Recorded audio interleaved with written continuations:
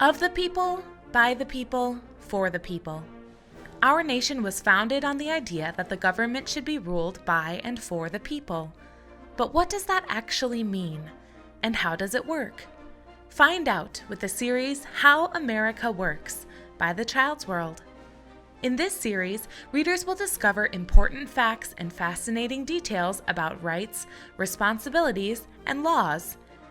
Every book in this informative series gives young readers insight into the foundations of the United States and the workings of its government.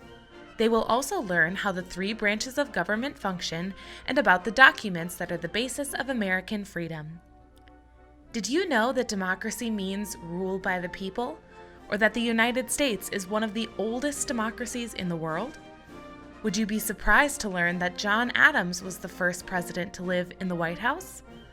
Each fascinating book features maps, historical photos, a phonetic glossary, and sources for more research to help immerse readers into our nation's past and present.